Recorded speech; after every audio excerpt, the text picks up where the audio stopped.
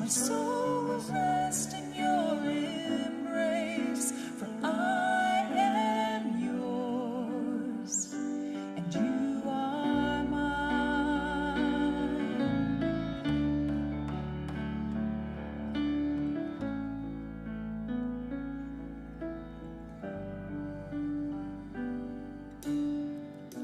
Your grace abounds in deepest waters. Your sovereign hand will be my guide.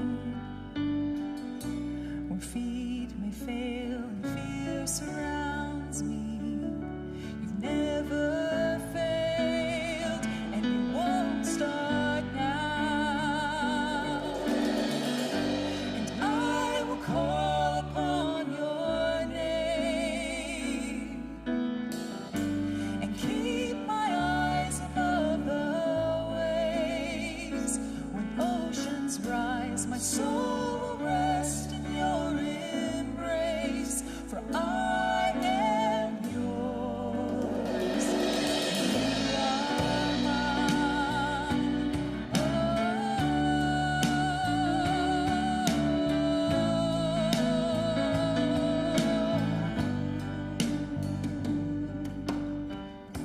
Spirit, lead me where my trust is without borders. Let me walk upon the waters wherever you would call me, and take me deeper than my feet could ever wander, and my faith will be made stronger in the presence of my Savior. Spirit, lead me where my trust is without borders. Let me walk upon the waters wherever you would call me, and take me deeper than my feet could ever wander, and my faith will be made stronger in the presence of my Savior.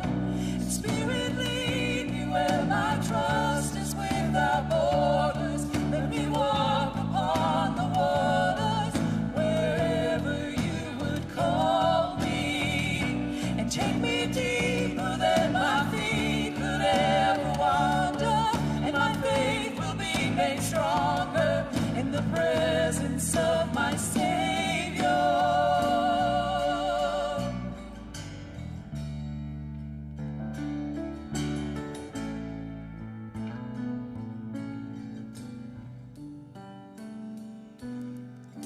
And I will call upon your name and keep my eyes above the waves. When oceans rise, my soul will rest in your embrace, for I am yours, and you are mine.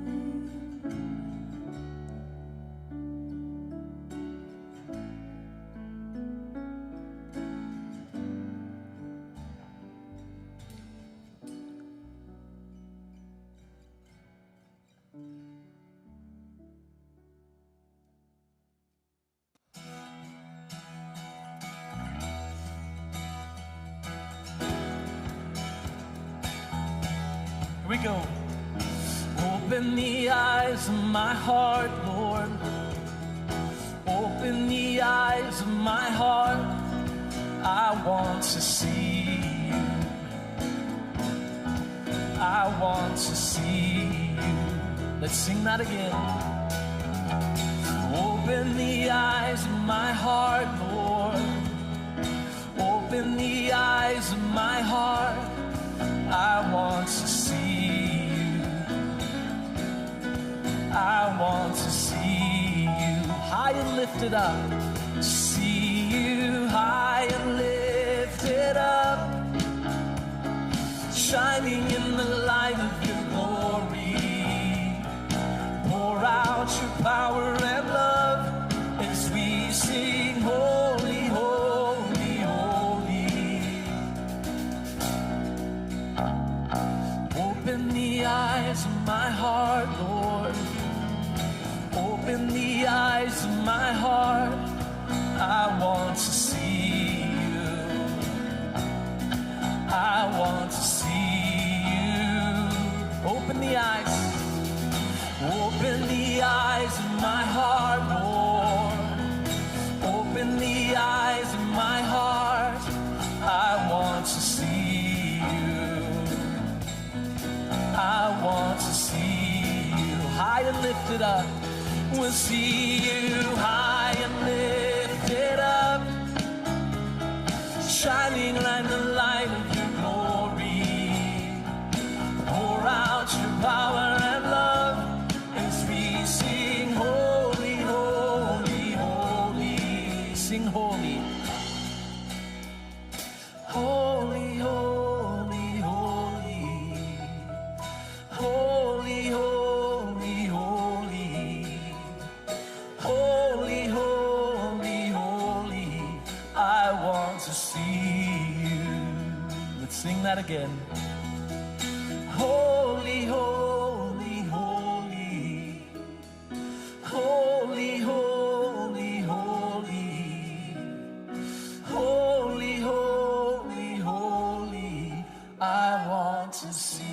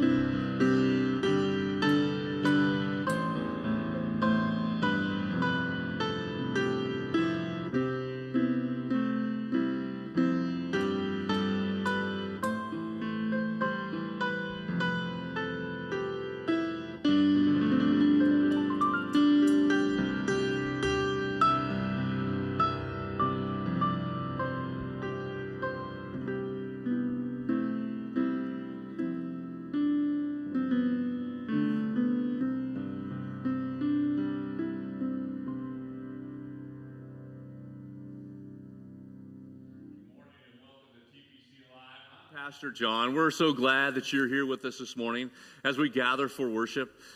God is here with us as we are online in our virtual worship as a time to be together. Dear friends, wherever you are, here locally or scattered throughout the United States or throughout the world, God has called us together, not by chance, but by His divine providence, and we are together. Dear friends, thank you for inviting us into your life, into your faith life, into your family life. Let's worship God together.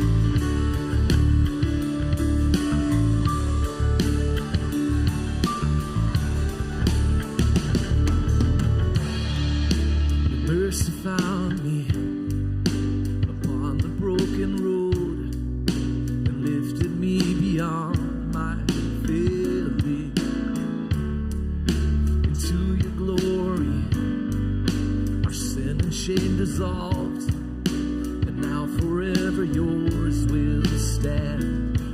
Love never to end, just call you more than Lord, glorious friend.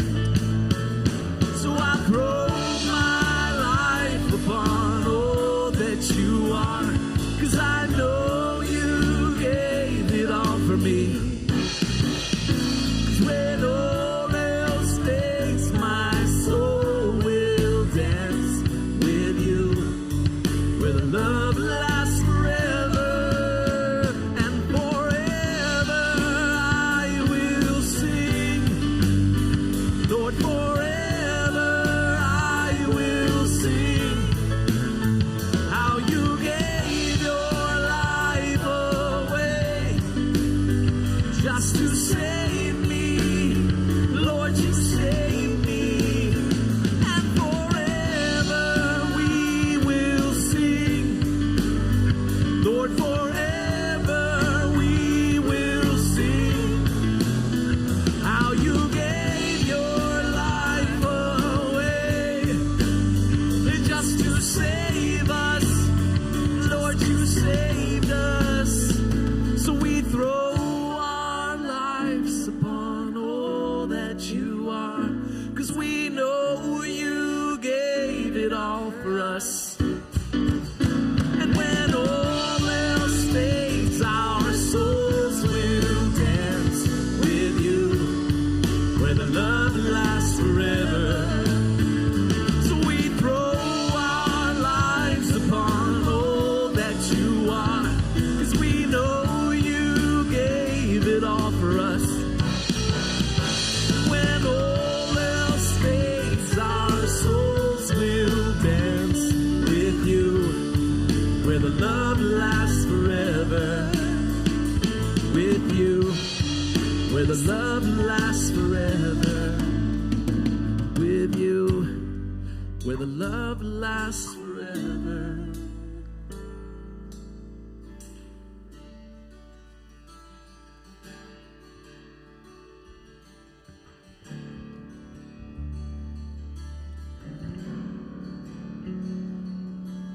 Saturday was silent, surely it was through. Since when has impossible ever stopped you? Friday's disappointment, Sunday's empty too. Since when has impossible ever stopped you? This is the sound of dry bones rattling. This is the praise, make a dead man walk again. Open the grave, we're coming out. I'm gonna live again. This is the sound of dry bones rattling. Yeah. Pentecostal fire, stirring something new. You're not gonna run out of miracles anytime soon. Resurrection power runs in my veins too. I believe there's another miracle here in this room. This is the sound of dry bones rattling. This is the praise, make a dead man walk again. Open the grave, I'm coming out. I'm gonna live again. This is the sound of dry bones rattling. Yeah.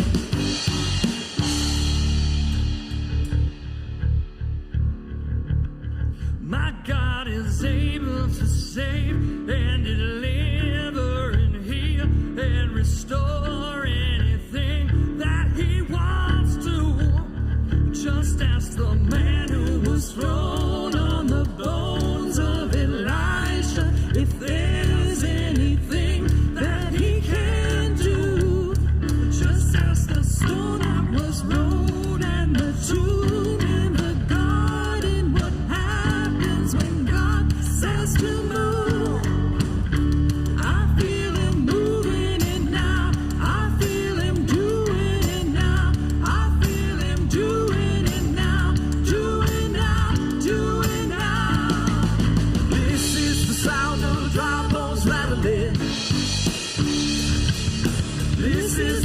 make a dead man walk again. Hope in the grave, I'm calling out. I'm gonna live again. Hope in the grave, I'm coming out. I'm gonna live again. Hope in the grave, I'm coming out. I'm gonna live again. This is the sound of dry bones rattling.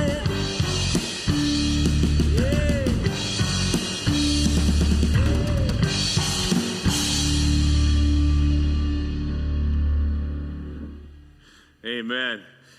Hey, dear friends, I want to continue to extend that warm welcome to all of you who are joining us today.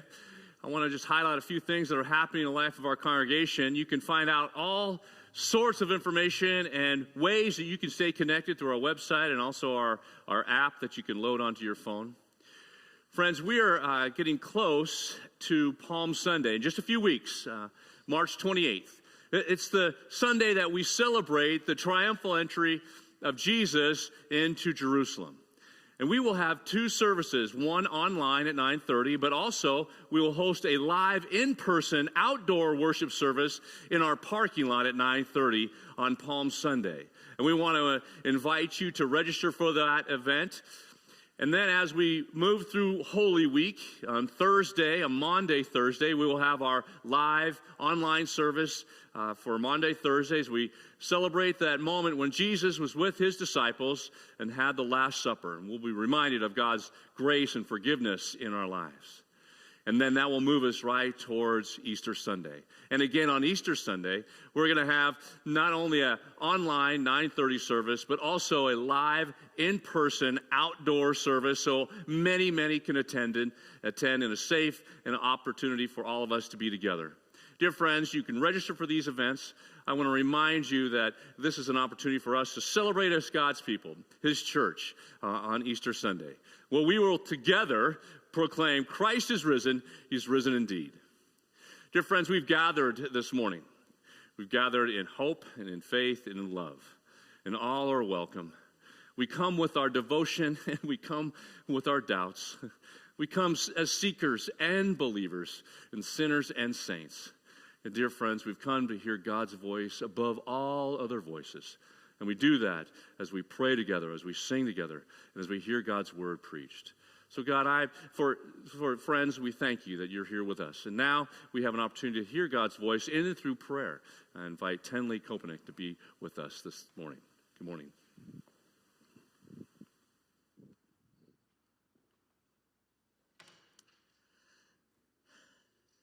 It didn't take much this week to hear the news and the discussion around the anniversaries of Breonna Taylor's death and President Trump's declaration of a state of emergency for the COVID virus just 1 year ago. Today is also a lesser-known day, March 14th, which is called Pi Day. Pi is in the mathematical concept of the circumference of a circle divided by the diameter of a circle. I use the concept of anniversaries and circles as today's inspiration for the prayer. Circles are never ending. They are complete. They are whole. The concept of pi is never ending. It is a number that includes, it's actually not a number, it's a concept, and it includes all possible combinations of numbers. So as we move into prayer today, you will hear throughout the prayer reference to circles and wholeness and completeness. So let's pray. Glorious God, we praise you and thank you for the completeness of your creation. We've come to this moment today to gather together in your everlasting presence and never-ending love.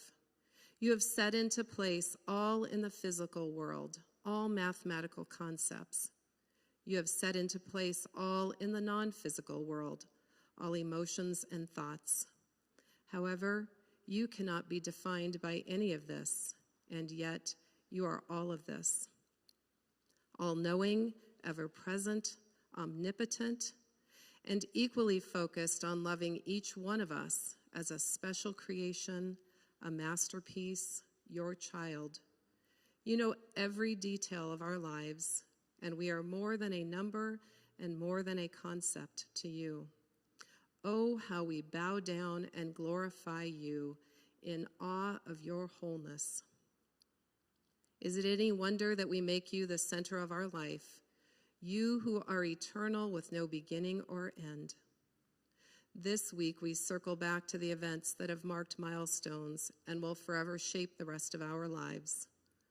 We wonder how the earth could complete one revolution around the sun, marking one full year, and yet COVID, racism, and political division still exists. We wonder how the earth could make one complete rotation on its axis, marking one full day, and life carries on. We reflect on how life continues despite loss and fear and isolation and uncertainty, and how we desperately need to be surrounded by others in relationship. We grieve for places around the globe, and especially for Syria, on the eve of a decade of destructive civil war. God, bring peace. We worry about the human ability and endurance to care for one another all over the world. God, bring comfort. We ache for members of this congregation who have experienced tragedy, unexpected medical diagnoses, and loss. God, bring healing. We long for an end to division amongst all people. God, bring communion. We thank you for this church's big heart, welcoming all through its portals, going out into the community and the world, providing food and clothing and shelter and support, always advocating for justice and equal opportunity for all your children.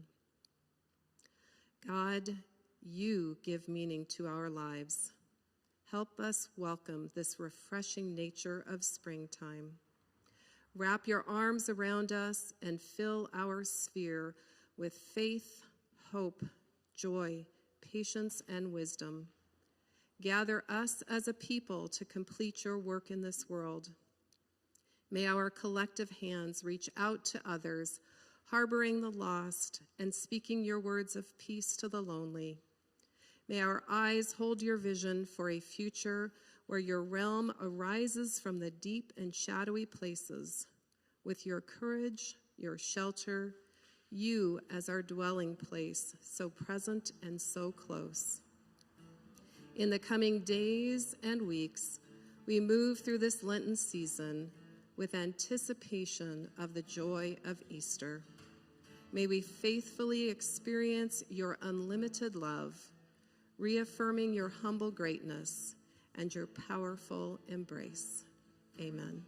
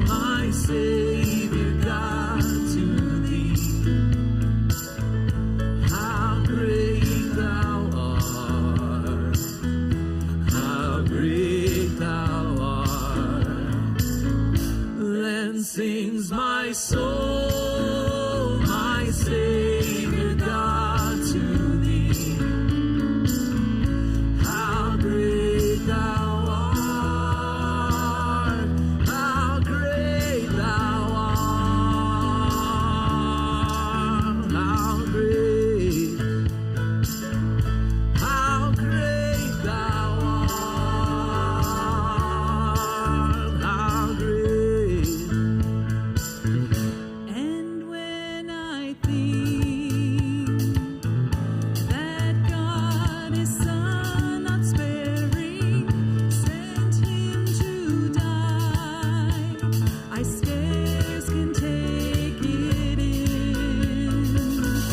that on the cross, my burden gladly bearing, he bled and died to take away my sin.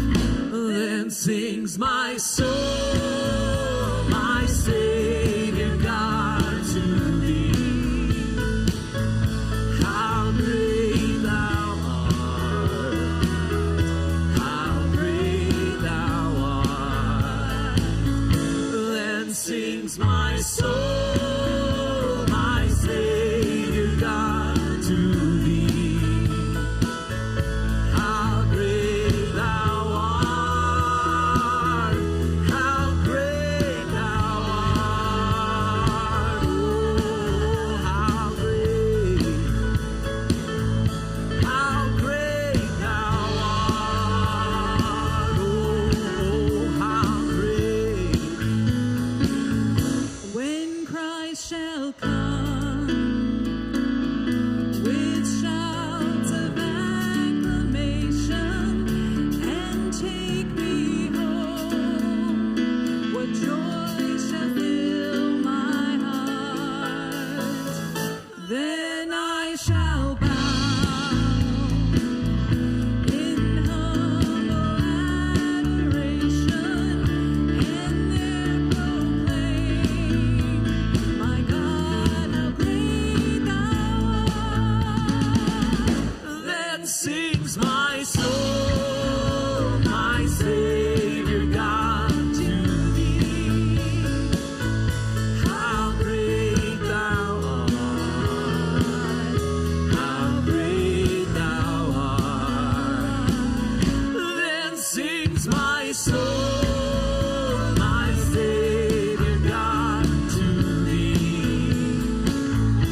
How great thou art, how great thou art. Oh, how great thou art.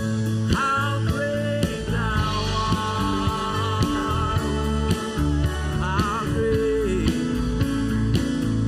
how great thou art. Oh, how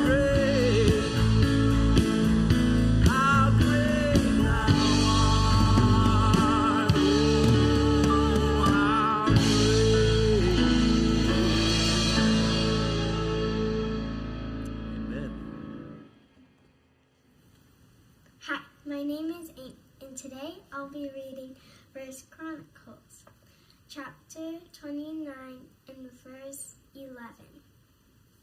Yours, Lord, is the greatness and the power, and the glory, and the majesty, and the splendor, for everything in heaven and earth is yours.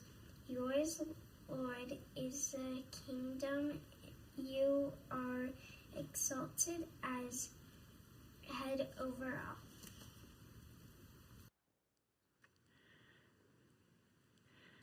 Thank you, Amy Santagata, for beautifully reading our scripture this morning. What a gift. Okay, so I have a couple of questions that I want to ask you, and you can say the answers out loud or you can keep them to yourself. So here goes. Who is the GOAT of baseball? What about who is the GOAT of basketball? What about the GOAT of golf, of tennis, of musicians? You know, it's funny, when I first heard the expression the GOAT, I didn't know exactly what that meant. I just realized that it meant the greatest of all time after looking it up, of course, on the internet. And, you know, you guys might have agreed, or you guys might have had some disagreements as you kind of determined who the GOAT might be.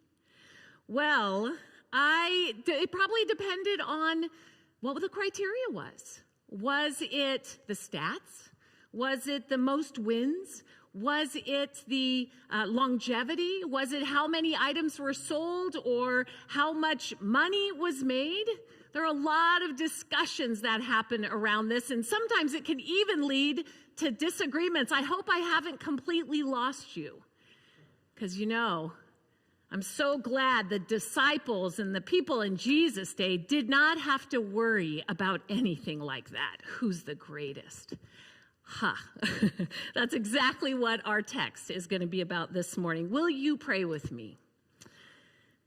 God, thank you for the reminder of how great you are.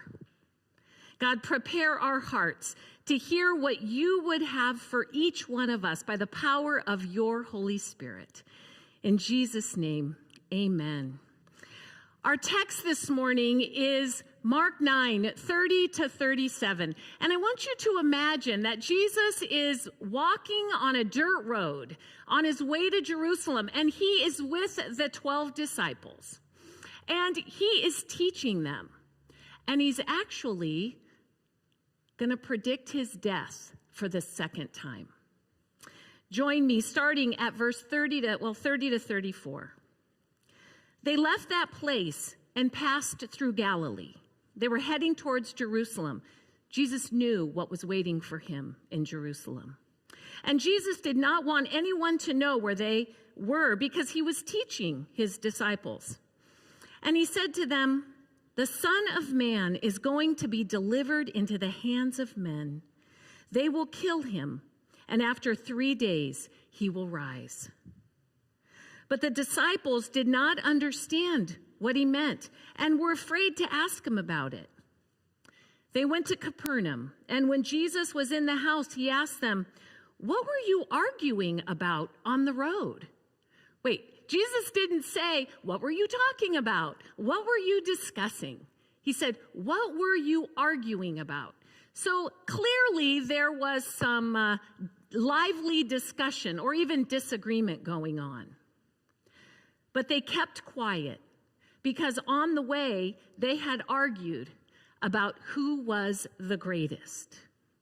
So while Jesus is telling his disciples about what was going to happen, his betrayal and his death and his resurrection, they are arguing about who's going to be the greatest. Maybe they're thinking, well, let's see, if he's gone, we don't really understand the rising again, but if he's gone, then who's going to be in charge? Who's going to be the authority in this kingdom he keeps talking about? And in Matthew, Mark, and Luke, every time Jesus predicts his death, it comes up that the disciples are discussing who is the greatest. I didn't realize how many times until preparing this. Even in Luke chapter 24. So Jesus is with his disciples and he is sharing the elements and the bread and the cup, and he's talking about his betrayal. And in verse 24, that's Luke 22, and verse 24, a dispute arose between them as to who would be the greatest.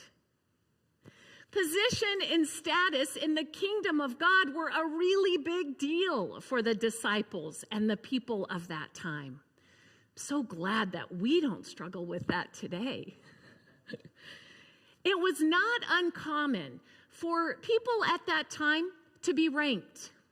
You were ranked on your age. You were ranked on how well you kept the laws. You were ranked by how much you had acquired.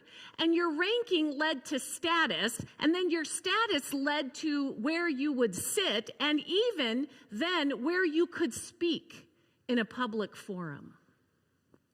Jesus and his contemporaries lived under what anthropologists call the law of limited good. That there really was not enough good to go around. That everything had its limits.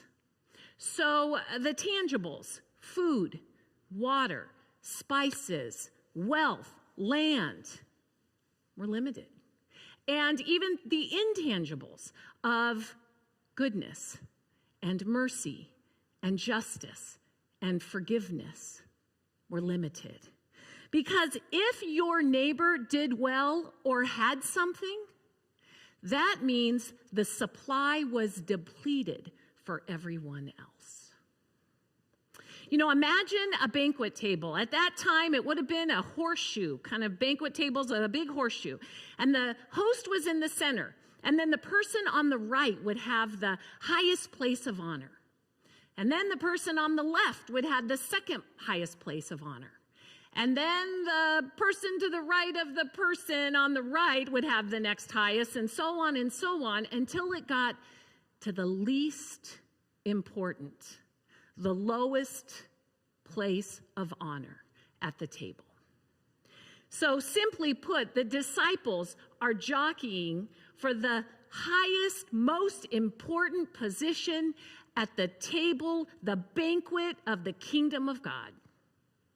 The position. And Jesus, lovingly and opening their eyes and their hearts, reminds them again what the kingdom of God is truly about. So starting in verse 35 to 37. So sitting down, the posture of a teacher, Jesus called the 12 and said, anyone who wants to be first must be the very last and the servant of all. He took a little child whom he had placed among them. Taking the child in his arms, he said to them, whoever welcomes one of these little children in my name welcomes me.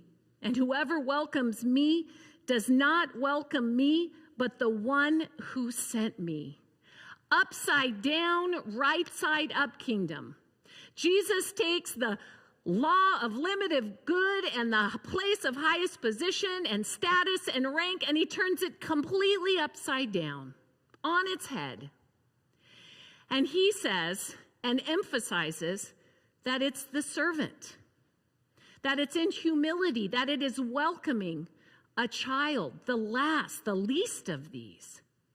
Now, I can only imagine when Jesus put his arm around a child and moved the child forward, people would have gone, oh, a child. Because a child had no status at that time. In the Greco-Roman world, the child was the least of these. They had no title, they had no authority, they had no ranking, they had no wealth. They were the vulnerable. They were the ones in need, the weakest. And biblical scholar John Stott offers, children are not to be excluded because they characterize the required attitude of a true disciple. The young child is entirely dependent upon the parent. Total trust is the center of the child's existence. I wonder if we are being invited to trust and depend on God as the center of our existence. I wonder if we were to read this passage in today's language, it might say, you are enough. I see you. I know you and I love you, not because of what you have done or not done, not because of your status, not because of your titles, not because of your achievements or your perceived failures. It's because it's my love and compassion for you. And we believe, as we believe, and I know it feels like it takes a lifetime to truly believe, when we believe and experience that love and compassion, then we extend it to one another. As Jesus said, love one another as I have loved you. See one another the way I see you, with love and compassion, not judgment. Mike Yaconelli is a pastor and author, and he reminds us in his book, Dangerous Wonder, the grace of God levels us all. All of us are broken and flawed and undeserving. And there is no room in the church for pride, judgment, arrogance. All of us have had our debt paid in full. The grace of God says, I will use the least of these to teach about being the greatest. I will take uneducated fishermen and make them fishers of people. I will take people with questionable pasts and use them to share the good news. God's grace does not exist to make us successful. God's grace exists to point people to a love like no other love they have ever known. The kingdom of God is found in the unlikely. The role of a humble servant who cares for and welcomes and is a voice for the last, for the least of these. From Matthew 25, when I was hungry, you fed me. When I was thirsty, you gave me drink. When I was a stranger, you welcomed me. When I was sick, you visited me. And when I was in prison, you came. Mother Teresa would say, we can do no great things, just small things with great love. It is not about how much you do, but how much love you put into doing it. So I have an example of a small thing done with great love. At our last Pathfinder Sunday morning, we do this about once a month. Families come and we have a message and craft and growing faith opportunity, and we always have a component of mission. So a few weeks ago, pulling it out, we handed out these 1 great hour of sharing fish banks.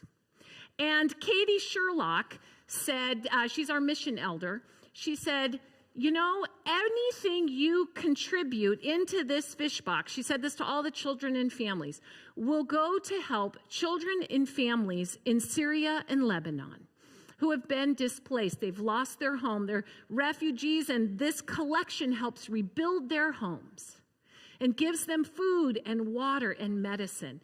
And she said, you know, doesn't matter how little you give, because when we all work together, that God makes it have significant impact.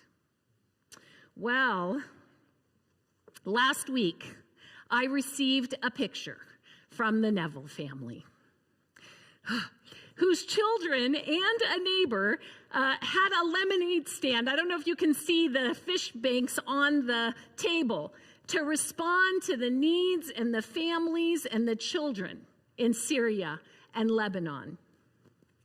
And people they had never met. Look at those smiles. And Mom let me know how excited they were every time someone came to buy lemonade. They would jump for joy, squeals, not for themselves, but because they knew it would have an impact on the people that they were raising these donations for. Now, here are 2 other pictures of young Syrian refugees, and this is before the pandemic, some of whom had attended school for the first time because of 1 great hour of sharing donations. Look at the joy in the smiles, dancing and celebrating as they are being seen and cared for by people they have never met. I was a stranger, and you welcomed me. There are ways to donate to 1 great hour of sharing. It might be the link in the chat this morning or on the beacon from Friday. The mission committee has just put this out and encourages all of us, encourage your support. I love the expression, there is no kids' table at the banquet table of God's kingdom. For the past 25 years, I have watched TPC be an example of welcoming children, supporting children, sacrificing for teaching, baptizing, discipling, leading, caring for, loving, being an active part of worship, scripture readings, missions reaching out to those all around the world with notes and cards and VBSs, celebrating faith milestones in his name for God's glory. Because notice in the text this morning, Jesus says, whoever welcomes a child in my name, when our purpose is to glorify God, we do it in his name. When we offer the gifts and the talents and the financial resources that God has given us, we do it in his name for his glory. When we come alongside someone who is sad, dealing with difficult loss, grieving, we do it in his name for his glory. When we come alongside those in need, the least of these, we do this in his name for his glory. When we care for our families, our relationships, our work, our studies, our successes, and our accomplishments, we do it in his name for his glory. It is not for our own sake, where we build our own kingdoms for status, security, the illusion of security, or the fear of scarcity. Will there be enough? Is there enough? Do I have enough? Am I enough? Living in the law of limited goods, or achieving for the eyes of those around us. Because the rules of that game change all the time, and it is exhausting.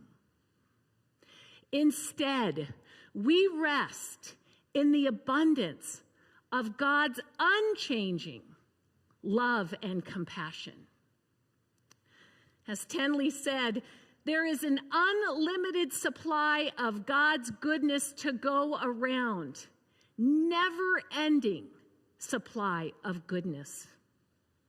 And as we spend time with him, and we listen to him, and we trust and depend on him as the center of our existence, we become more like him, and we see the world through his eyes. We see ourselves through his eyes of love and compassion, not judgment. Understanding that greatness can be putting the needs of somebody else in front of our own. And understanding greatness can be coming alongside the last, the weak, the least of these, for God's glory in his name. In Philippians 2, Paul tells us that we are to have the mind of Christ in our relationships. And I don't think that's just our primary relationships. I think that is in the relationships that we encounter every day, fleeting or long. And to have the same mindset as Christ Jesus, that Jesus, taking on the very nature of a servant, humbled himself, even till death on a cross.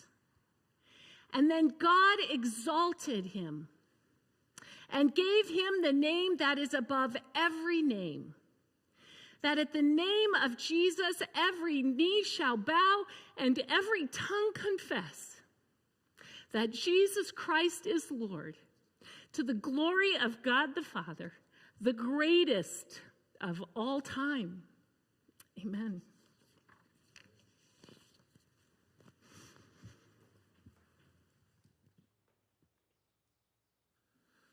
Friends, we have received a gift this morning, the gift of God's word proclaimed. Thank you, Leanna, for encouraging us all this morning. And dear friends, as we receive we respond in giving. We respond in giving in hope and in faith and in love. And so, dear friends, I want to thank you for your generosity as you give of your time and your talent and your financial resources. We together partner with God's mission here as expressed through Trabuco Presbyterian Church. As we give, it's a way that we exercise our faith, that we may grow strong in our faith and our steadfast love for one another and for God. Allow me to pray. Gracious God, we thank you for the opportunity to give back out of the many resources that you have provided for us. They're so abundant. And so, God, we give with faith, we give with hope, and we give with love. You never fail us, God. You never fail to give us what we need, and even more. And you give us such joy in living and such peace in serving Christ. God, we thank you. And so we are grateful, and we pray that these gifts that we share this day will go to continue your work and sharing your love and grace. In Christ's name we pray. Amen.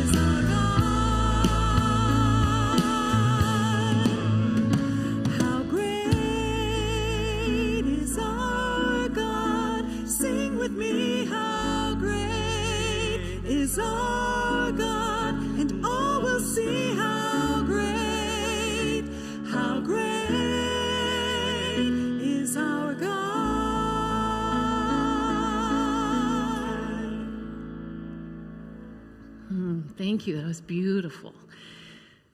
Friends, as you go out this week, I encourage you to spend time with God, asking Him to help you see yourself and one another through His eyes of love and compassion, and to respond, giving Him all the praise and all the glory.